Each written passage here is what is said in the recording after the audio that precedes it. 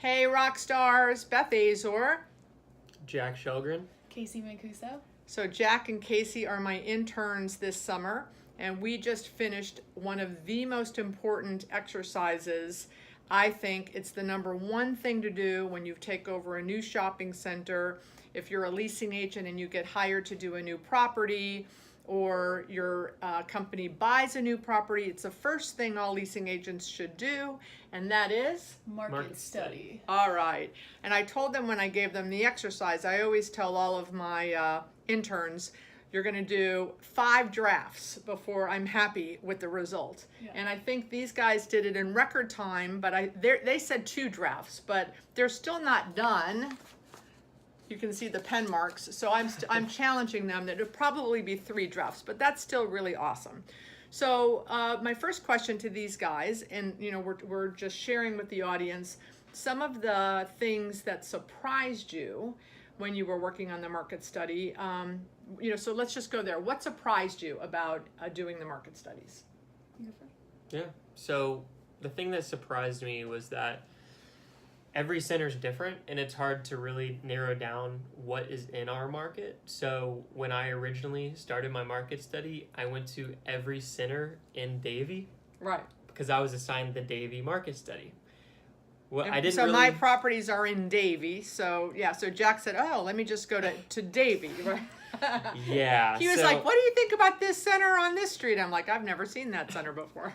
I should have asked more questions, but I kind of just dove in and I went to like 30 shopping centers and I took all these detailed notes. But I realized that over half of them weren't actually our market.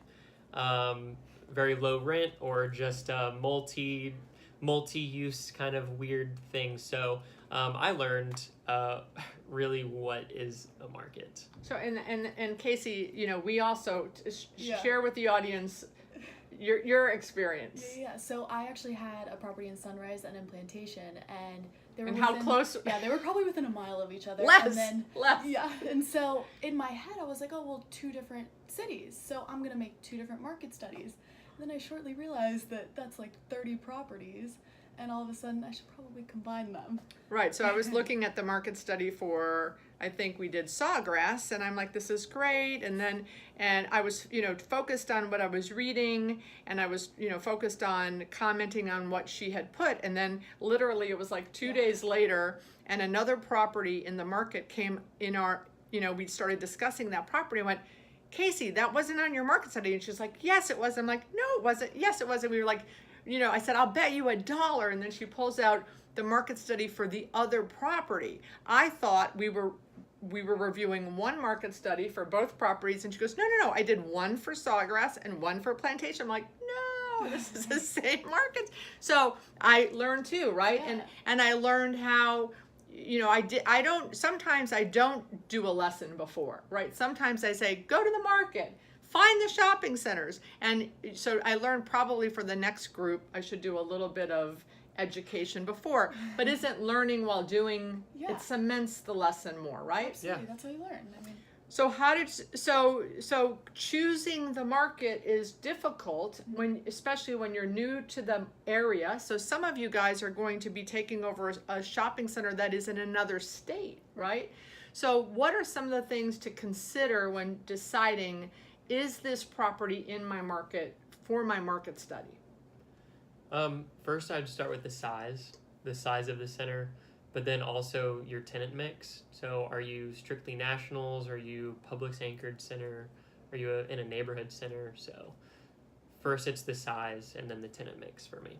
Right. So would you say that if I have a small multi-tenant property that's 30,000 square feet, and if there's a 1 million square foot center with a bunch of nationals, there is one occasion where that would be in the market study.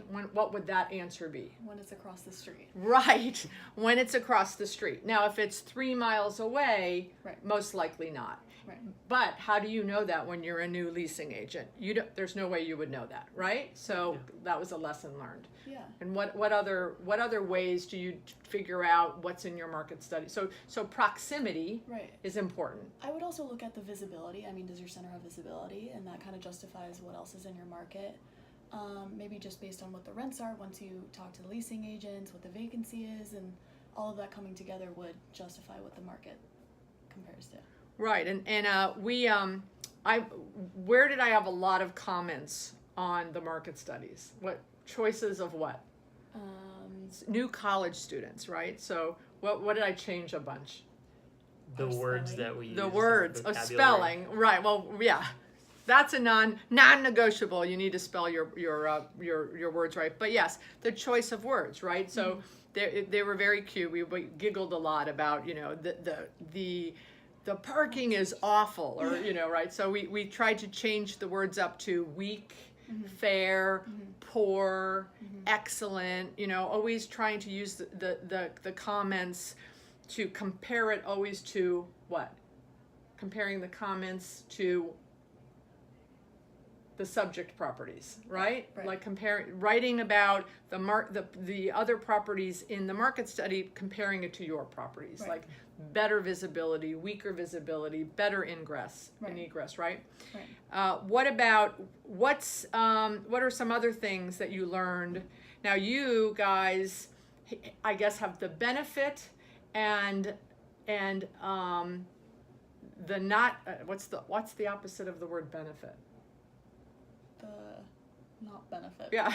So you have the benefit and not the benefit of having me in the market, right? Right. So what did you learn as we were doing the market studies that I had some information that maybe you didn't have? Well, I thought it was interesting for all of them we had to contact the brokers or the landlord reps and whatnot.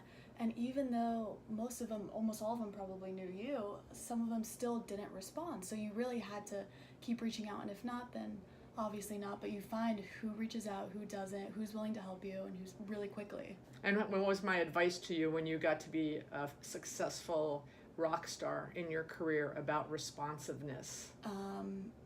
To act as if I was looking to lease the space and to call them and ask how many square feet, what's the price, and then that was other advice. So my first question was, when you're a rock star, what's my advice about when people call you for market studies? always respond. Always respond. I mean, I tell you, I probably respond to a market study call once a week, but I always respond, or I'll respond and say, hey, do me a favor and send me your questions on email, because it's easier for me to respond. But I think there's no excuse for a lack of response. But the good news now versus when I first started, if they don't respond, there's another source we can go to.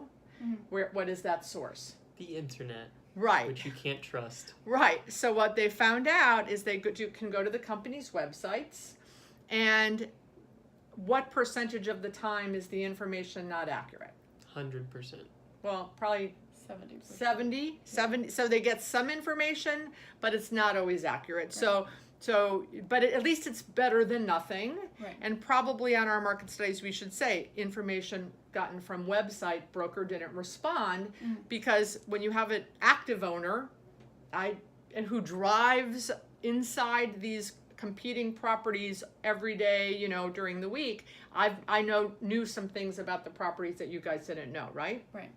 And you had written things down that I go, where did you get this? This guy's been gone a year ago. Oh, it was on the company website that you went to because the brokers didn't call you back. So back to what Casey said earlier, unfortunately, and I don't like using this tactic at all, but if you have to get your market study done and you have to get information for maybe an owner or a client that's not, that this isn't a practice thing, how do you get the information on the property? Right. So I'm not a proponent of that, but if you've called and emailed and tried everything to get information, you're stalemated, then unfortunately that's what you've got to do, because you've got a client or an owner that you can't have blanks on your market study. Right.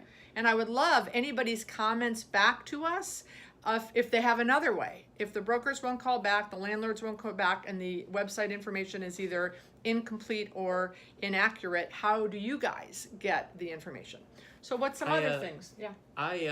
If I didn't get an email back that day or the next morning, I'd find them on LinkedIn and add them and send an email so that I'd triple threat them. Great. And I had a leasing agent respond to me and say, hey, I saw your email. I didn't have time to get up with it, but then I saw your connection on LinkedIn and I remembered the email And so then I responded to your email. That's great. Awesome. So that was helpful to see that the tactic worked. Awesome. Yep.